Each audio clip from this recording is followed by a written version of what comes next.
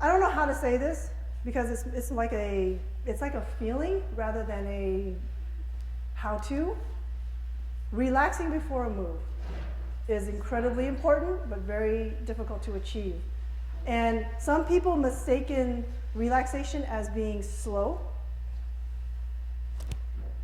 I mean, I probably didn't do that very well. You know, like slow, which isn't actually the same as being relaxed. So what I'm going to show you is how to feel what relaxation is. One way is hands to your side and do this. Your arms are going to be completely relaxed and you're just going to use your body to move your hands. So what I'm trying to get from this motion is the usage of my body to move my arms, okay? We are no longer using my arms to move my arms, yeah? But as we do this, now we're going to switch it over to something a little bit more practical. Now we're just going to use one hand. And you see how I have to move my body to bring my arm up, and I have to use my body to bring my arm down? Yeah. So if you can do that, then you're on to something. Now you're looking like a low block. So now the only thing I'm going to do now is I'm going to stop the movement. I'm going to stop the movement. But I'm going to still use all of the same motion as I did in the very beginning. And what I'm trying to impress is that it isn't about slowness. It's about letting go of all your muscles. And that's a very difficult thing to achieve, especially when you're trying to strike someone. It's a very difficult thing to achieve. So it's been a long journey for me to even get to this point. But it is literally a mental red light. Like you have to, in your head, be like, relax, relax, relax. One other pointer is that your movement has to never stop. So if you're doing a slow movement, sometimes slow looks like this, okay, which is not, sorry, I probably didn't do that very bad, but it stops before it goes. But in reality, it's supposed to never stop. It moves through the target area, yeah? It moves to your point. Yeah, it just graces that point. It doesn't stop there, so it's not like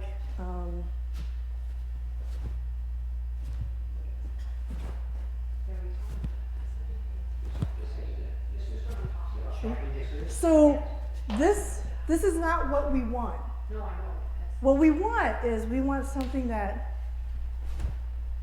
moves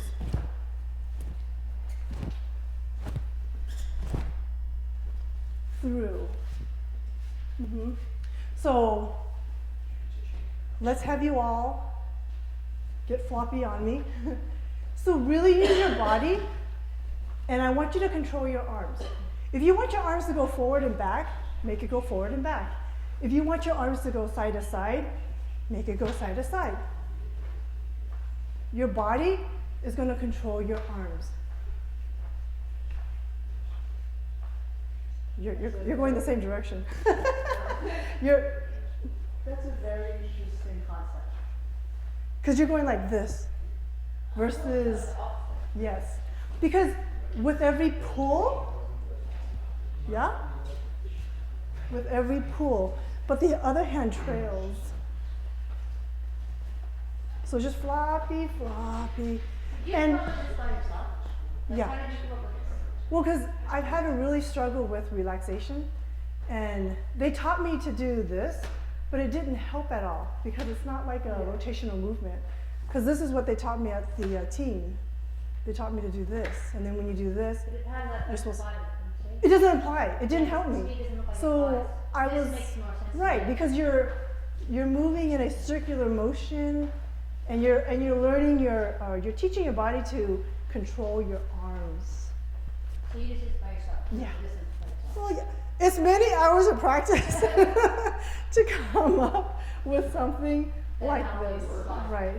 Right. I mean, it's just a tool to engage your body. This is actually the best kind of, I mean, best explanation I've ever. Oh, good. It's taken me many hours, many years trying to get to this position. Yes. So this also works for punching. So you can be going like this. You can drop it down to a horse stance. You can start turning your hands into punches, and then you can start like actually, delivering a strike. Good. Now I challenge you to do it with one arm. No, we're not stiff yet. We're still flopping. We're still flopping around. We're still floppy. No, you're still gotta go floppy. You gotta be floppier. That's better. That's better. More floppy. Yeah, you gotta let it go. Your arm has to come off its hinge. Like it almost has to come out of its socket. Oh, you need to bring some Novocaine. Yeah. Oh, yeah. Okay? Yeah, good dentist, Novocaine. Yeah? So use your body, Belinda. Use your shoulders to, there you go. There you go. Okay, so now that we have the movement, so you're moving it, right? Now I want you to stop it. Stop it. Good. Stop. Good. Yes. Don't stop it. Don't stop. Stopping there. Stop it. Just let it. Yes. Let it keep move it. Keep moving. Yeah. Keep moving it. Well, let me ask, when you do your stuff, do you stop at the wall or do you pull back off that wall for Wall. the snap? Oh, So when I you see. stop, is it stop or do you Oh. see how you kind Yeah, I see what you're saying. I think I do a little bit of both depending on what the situation is, but I believe that if you're preventing the movement is better because it's a speed that you need to then hold back. Because if you just stop it, then it kind of loses its control. yeah, and you need, So you you're need to, You need to pull back. everybody Yeah. understand that? Pull. You actually need It to- happens when you so- punch as well. Right, Oh. right. Yeah. It's Because you almost don't like a want- raining. You don't want that to bring your Yeah, like, yeah. like, Exactly. Pull back. You want to stop. Yes, Right? yes. Good question. I've never thought of that. But you're right. Sometimes I will do a movement and there's residual movement. Yes. I'm probably not pulling it back. I'm just letting it go. Right. Yes. Right. I haven't. So there and- is it's still continuing motion even on a stop. in a Oh sense. yeah. Right. So say that. So you're doing it more slow than you're doing it relaxed.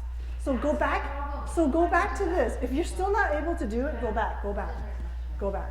And then stop it. Stop it. You have to notice how your body has to be involved in it. If your body isn't involved, Your arms, yeah. if your arms are the only moving part, then you're not doing it. If you are now engaging the body, now you're getting it. Because I look at it as you're stopping twice. Your body's stopping Yeah. here because you've already sent it, and then this follows through. Yeah. Yeah, I never saw it that way. Yeah. That's interesting. Huh. Yeah. It's like she said slow.